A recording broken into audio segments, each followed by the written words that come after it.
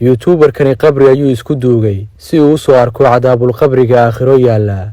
wuxuu ku jeesjeesay sida muslimiintu meydka ay u aasaan, isagoo tilmaamay inay khayaal iyo malaawaal aaminsan yihiin, balse wuxuu qarka u fuulay inuu qabriga ku dhex geeriyoodo kolkii uu neefqabatoobay.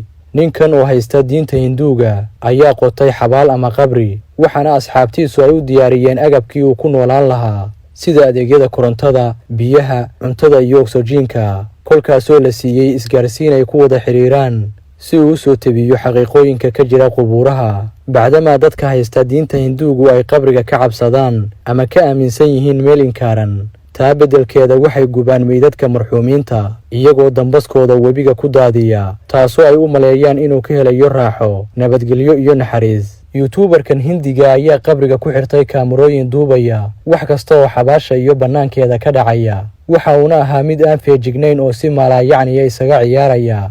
laakiin haddii uu ogaan lahaa waxa ku dhici doona, kuma dhiiradeen inuu qabriga u dhowaado. waxaana falkan dad badan ay u fasirteen jees-jees lagula kacay diinta islaamka.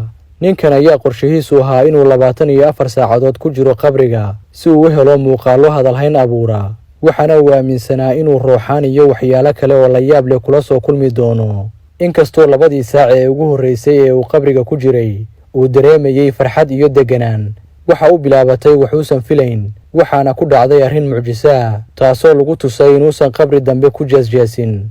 ninkan markii asxaabtiisu ay duugayeen ayay qabriga dul saareen carro aad u fara badan, waxayna u sameeyeen tuubo afkeeda kore uu qabriga ka baxsan yahay si uu bannaanka hawo uga helo. ku dhowaad 3 saacadood uu qabriga ku jiray isagoo nool. isaga iyo saaxiibkii waxay dareemeen haraad fara badan, waxayna la hadleen saaxiibadoodii bannaanka joogay iyagoo u sheegay inay biyo u soo dhiibaan, weliba soo mariyaan tuubada hawada. intay wada hadlayeen ayuu jawigu isbeddelay, weliba si aan la filanayn, waxaana cirka isku shareertay daruur aad u fara badan, kolkaasoo uu yimi roob dabaylo wata oo biyihiisii ay soo raaceen tuubadii hawada, iyadoo sidii daadkii qabriga gudihiisa ugu fatahday. waxayna la yaabeen biyaha faraha badan ee qabriga soo gelaya, iyagoona degdeg ula xiriiray asxaabtoodii bannaanka joogay. waxayna weydiiyeen halka ay ka imanayaan biyahan faraha badan, balse waxaa loo sheegay inuu da'ay roob mahiigaana oo dhulkoo dhan uu durdurayo daad fara badan.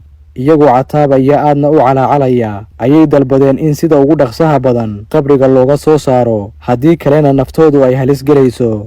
intii saaxiibadood qabriga ay qodayeen kuna dadaalayeen sidii ay u soo gaari lahaayeen 2 nin ayaa roobkii soo xoogaystay, waxayna ku sigteen inuu qabrigu dumo. nasiib wanaagse waxa markii dambe lagu guulaystay youtuberka iyo saaxiibkii oo suuxsan in loo tago, maadaama ay ku neefqabatoobeen oksijiin la'aanta. waxaana dhacday in cisbitaalka degdeg loogula cararo si caafimaadkooda iyo xaaladoodaba loo hubiyo. inkastoo waxyeello badan aysan soo gaarin 2 nin, haddana shoog iyo qalqal maskaxeed ayaa ilaa iyo hadda ku furan, iyagoo aad uga shalleeyey inay faragashadeen waxaan hawshooda ahayn.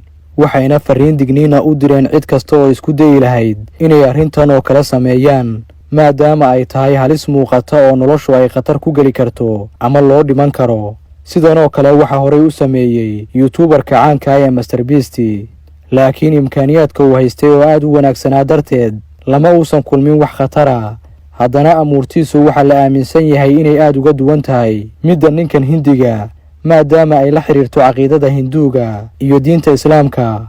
bacdamaa dadka haysta diinta aan salka iyo raadka toona lahayn ee hinduuga ay qubuuraha muslimiintu meydadkooda ku duugaan ay u arkaan meel inkaaran oo aan la tegi karin, taa beddelkeedana meydadkooda ay gubaan.